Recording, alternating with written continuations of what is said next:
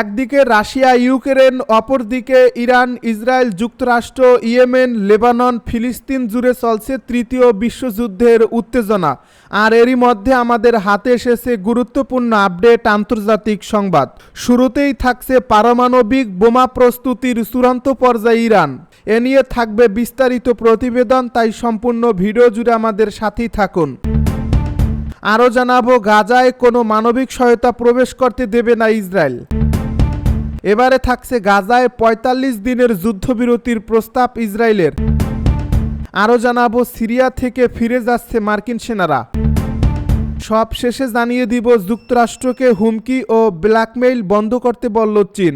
শুনছিলেন হাতে পাওয়া গুরুত্বপূর্ণ আপডেট আন্তর্জাতিক সংবাদের শিরোনাম, এবারে বিস্তারিত। তবে তার আগে অনুরোধ রইল, ভিডিওটিতে একটি লাইক দিন এবং কমেন্ট করে জানিয়ে দিন ভিডিও সম্পর্কে আপনার মূল্যবান মতামত। আরও জানিয়ে দিন ভিডিওটি কোথা থেকে দেখছেন বা কোন জেলা থেকে দেখছেন। পশ্চিমাদের বিরুদ্ধে পারমাণবিক বোমা প্রস্তুতির চূড়ান্ত পর্যায়ে ইরান আর পারমাণবিক বোমার দখল থেকে খুব বেশি দূরে নেই, এমনই সতর্ক বার্তা দিয়েছেন জাতিসংঘের পারমাণবিক কর্মসূচি পর্যবেক্ষক সংস্থা IAEA এর মহাপরিচালক রাফায়েল গ্রোসি। ফরাসি সংবাদ মাধ্যম লে মন্ডেকে দেওয়া এক সাক্ষাৎকারে তিনি এই চাঞ্চল্যকর মন্তব্য করেন। স্থানীয় সময় বুধবার ইরান সফরে যাওয়ার কয়েক ঘন্টা আগে দেওয়া এই সাক্ষাৎকারে গ্রোসি বলেন, ইরান এখনও সম্পূর্ণভাবে পারমাণবিক অস্ত্রের মালিক নয়, কিন্তু তারা খুব দ্রুত সেই ক্ষমতার দ্বারপ্রান্তে পৌঁছে যাচ্ছে। এটি এখন সবাইকে মানতেই হবে। পারমাণবিক অস্ত্র নির্মাণকে ধাঁধার টুকরো জোড়ার সঙ্গে তুলনা করে IAEA প্রধান বলেন, ইরানের কাছে ইতিমধ্যেই সেই প্রযুক্তি ও উপাদান রয়েছে যা পারমাণবিক অস্ত্র তৈরিতে প্রয়োজন হয়। তারা চাইলে যে কোনো সময় সেগুলো একত্রিত করতে সক্ষম হবে। এই সফরে গ্রোসি তেহরানে ইরানের জ্যেষ্ঠ নেতাদের সঙ্গে গুরুত্বপূর্ণ বৈঠক করবেন বলে জানা গেছে। বিশ্বব্যাপী উদ্বেগের মধ্যে এই সফর অত্যন্ত তাৎপর্যপূর্ণ বলে মনে করছেন কূটনীতিক বিশ্লেষকেরা। 2015 সালে স্বাক্ষরিত ঐতিহাসিক পারমাণবিক চুক্তি অনুযায়ী ইরান তাদের পারমাণবিক কর্মসূচি সীমিত রাখার প্রতিশ্রুতি দিয়েছিল, কিন্তু 2018 সালে ডোনাল্ড ট্রাম্প যুক্তরাষ্ট্রকে সেই চুক্তি থেকে সরিয়ে নেওয়ার পর থেকে আবারও ইরানের কার্যক্রম নিয়ে উদ্বেগ বাড়তে থাকে। চুক্তি ভঙ্গের পর যুক্তরাষ্ট্র ইরানের বিরুদ্ধে কঠোর নিষেধাজ্ঞা আরোপ করে। এরপর থেকে তেহরান ধীরে ধীরে ইউরেনিয়াম সমৃদ্ধকরণের মাত্রা বাড়াতে থাকে। এতে ইরান কতটা এগিয়েছে তা নিয়ে এখন বিশ্বের অনেক দেশ উৎকণ্ঠিত। IAEA এর প্রধান বলেন, এই সংকটের দীর্ঘমেয়াদী সমাধানের জন্য আস্থা এবং যাচাই এই দুটি বিষয় সবচেয়ে গুরুত্বপূর্ণ। নতুন কূটনৈতিক প্রচেষ্টার জন্য সংস্থাটি প্রস্তুত রয়েছে। এদিকে গ্রোসি স্বীকার করেছেন, বর্তমানে ইউরোপকে এই আলোচনার বাইরে রাখা হয়েছে এবং 2015 সালের ঐতিহাসিক চুক্তির কাঠামো এখন আর কার্যকর নেই।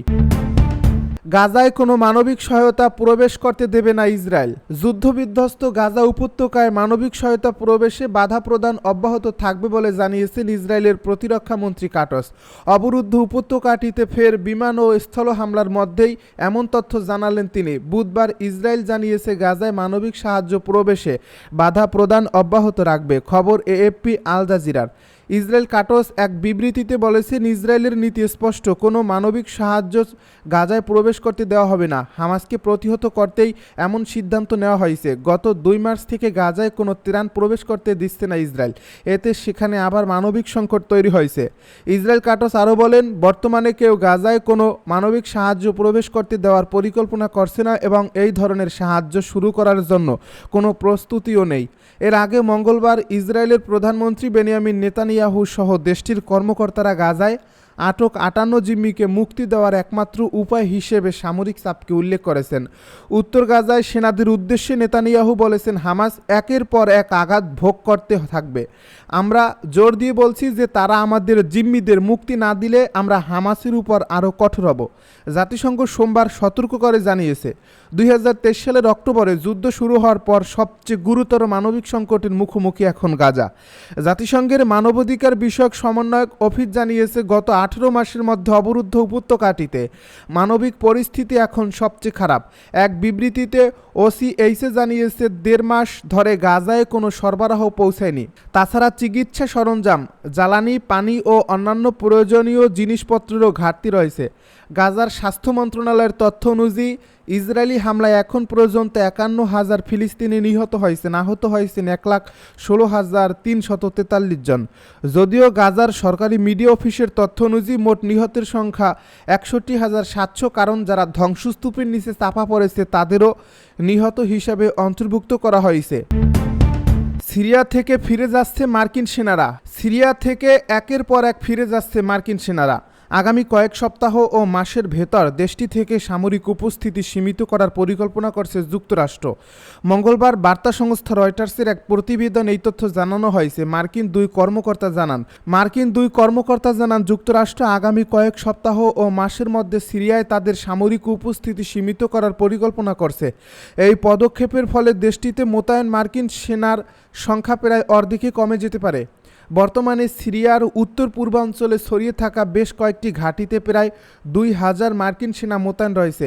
তারা স্থানীয় কুর্দি নেতৃত্বাধীন বাহিনী সিরিয়ান ডেমোক্রেটিক ফোর্সের সঙ্গে কাজ করছে, যাতে ইসলামিক স্টেটের পুনরুত্থান ঠেকানো যায়। নাম প্রকাশ না করার শর্তে এক কর্মকর্তা জানান পরিকল্পিত কৌশল অনুযায়ী সেনা সংখ্যা কমে প্রায় 1,000 দাঁড়াতে পারে। তবে আরেকজন কর্মকর্তা বলেন সংখ্যার বিষয়ে এখনও নিশ্চিত কিছু বলা যাচ্ছে না এবং ট্রাম্প প্রশাসনের বর্তমান মধ্যপ্রাচ্য কৌশলের প্রেক্ষিতে এত বড় পরিমাণে হ্রাস নিয়ে সংশয় রয়েছে। যুক্তরাষ্ট্র ইতিমধ্যে মধ্যপ্রাচ্যে B-2 বোমারু বিমান, যুদ্ধজাহাজ ও বিমান প্রতিরক্ষা ব্যবস্থা মোতায়েন করছে। প্রেসিডেন্ট ডোনাল্ড ট্রাম্প সোমবার বলেন ইরান ইচ্ছাকৃতভাবে পারমাণবিক চুক্তির আলোচনার গতি বিলম্ব করছে এবং যদি তারা পরমাণু অস্ত্র অর্জনের চেষ্টায় থাকে তবে তাদের পারমাণবিক স্থাপনাগুলোর উপর সামরিক হামলা চালাতে হবে। প্রতিবেদনে আরও বলা হয়েছে বাশার আল আসাদের পতনের পর ইসলামপন্থী নেতৃত্বাধীন একটি নতুন সরকার সিরিয়ার ক্ষমতা এসেছে। তারা দেশে অস্থিতিশীলতা ফেরাতে এবং আন্তর্জাতিক সম্পর্ক পুনর্গঠনের চেষ্টা করছে। সাম্প্রতিক এক চুক্তিতে SDF ও সিরিয়ার কেন্দ্রীয় সরকার কুর্দি নিয়ন্ত্রিত প্রশাসনিক ও নিরাপত্তা গাজায় 45 দিনের যুদ্ধবিরতির প্রস্তাব ইসরায়েলের।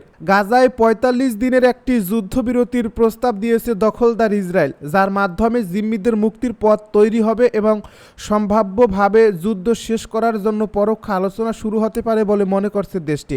তবে হামাস ইতিমধ্যে এই প্রস্তাবের একটি সূত্র প্রত্যাখ্যান করছে, যে শর্তটি হচ্ছে সম্পূর্ণভাবে সংগঠনটির নিরস্ত্রীকরণ। বার্তা সংস্থা রয়টার্সের হাতে আসা একটি কপির তথ্য অনুযায়ী প্রস্তাবিত যুদ্ধবিরতির প্রথম সপ্তাহে হামাস 10 জন জীবিত জিম্মিকে মুক্তি দেবে। এর বিনিময়ে ইসরায়েল 120 জন যাবজ্জীবন সাজাপ্রাপ্ত ফিলিস্তিনি বন্দী এবং 7 অক্টোবর 2023-এর পর থেকে আটককৃত 1,000 জনেরও বেশি ফিলিস্তিনিকে মুক্তি দেবে। ইসরায়েলি বাহিনী গাজায় তাদের পূর্বের অবস্থানে ফিরে যাবে, যা 18 মার্চের যুদ্ধবিরতি চুক্তি ভাঙ্গনের আগে ছিল। এছাড়া ফিলিস্তিনিদের জন্য গাজার উত্তর ও দক্ষিণ অংশকে বিভক্তিকারী নেতজারিম করিডোর পার হওয়ার অনুমতি দেওয়া হবে। এই সময়ে মানবিক সহায়তা বিতরণ পুনরায় শুরু হবে এবং অবকাঠামো পুনর্গঠনের কাজ শুরু হবে। একই সঙ্গে মিশর, কাতার এবং যুক্তরাষ্ট্রের মধ্যস্থতায় যুদ্ধ স্থায়ীভাবে শেষ করার লক্ষ্যে আলোচনা শুরু হবে। পরবর্তী ধাপে হামাস জীবিত জিম্মিদের প্রমাণাদি দেবে এবং মৃত জিম্মিদের মরদেহ ফেরত দেবে। তবে ইসরায়েলের প্রধানমন্ত্রী বেনিয়ামিন নেতানিয়াহুর সরকার এ বিষয়ে এখনও কোনো সরাসরি মন্তব্য করেনি। কাঠামো একীভূত করতে সম্মত হয়েছে। যুক্তরাষ্ট্রকে হুমকি ও ব্ল্যাকমেইল বন্ধ করতে বলল চীন। চলমান বাণিজ্য যুদ্ধ অবসানে আলোচনায় বসতে হলে চীনকেই প্রথম পদক্ষেপ নিতে হবে বলে মার্কিন প্রেসিডেন্ট ডোনাল্ড ট্রাম্প যে বক্তব্য দিয়েছেন তার কড়া প্রতিক্রিয়া জানিয়েছে বেইজিং। বুধবার চীনা পররাষ্ট্র মন্ত্রণালয় জানিয়েছে ওয়াশিংটনের উচিত হুমকি ও ব্ল্যাকমেইল বন্ধ করে সমতার ভিত্তিতে সংলাপে বসা। মন্ত্রণালয়ের মুখপাত্র লিন জিয়ান বলেন, যুক্তরাষ্ট্র যদি সত্যিই সংলাপ ও আলোচনার মাধ্যমে সমস্যার সমাধান চায় তাহলে তাকে চরম চাপ প্রয়োগ, হুমকি ও ব্ল্যাকমেইল বন্ধ করতে হবে এবং সমতা, পারস্পরিক সম্মান ও পারস্পরিক স্বার্থের ভিত্তিতে চীনের সঙ্গে কথা বলতে হবে। তিনি আরও বলেন, চীনের অবস্থান স্পষ্ট, শুল্ক যুদ্ধ বা বাণিজ্য যুদ্ধে কোনো পক্ষই জিতে না। চীন যুদ্ধ চায় না কিন্তু ভয়ও পায় না। চলতি বছর ট্রাম্প চীনা পণ্যের উপর অতিরিক্ত 145% শুল্ক আরোপ করেছেন, যা আগে থেকেই আরোপিত শুল্কের উপর চাপিয়ে দেওয়া হয়েছে। শুরুতে ফেন্টানিল সরবরাহ চেইন চীনের কথিত ভূমিকার অভিযোগ তুলে নিতে 20% শুল্ক বসান। এরপর অন্যায্য বাণিজ্য নীতির অভিযোগে আরও 125% শুল্ক আরোপ করেন। হোয়াইট হাউস মঙ্গলবার বলছে এই বিরোধ নিষ্পত্তির জন্য প্রথম পদক্ষেপ নেওয়ার দায়িত্ব চীনের। প্রেস সেক্রেটারি ক্যারোলাইন লেভিটের পাঠ করা ট্রাম্পের এক বিবৃতিতে বলা হয়, গোটা বিষয় এখন চীনের হাতে। চীন আমাদের সঙ্গে চুক্তি করতে বাধ্য, আমরা চীনের সঙ্গে চুক্তি করতে বাধ্য নই।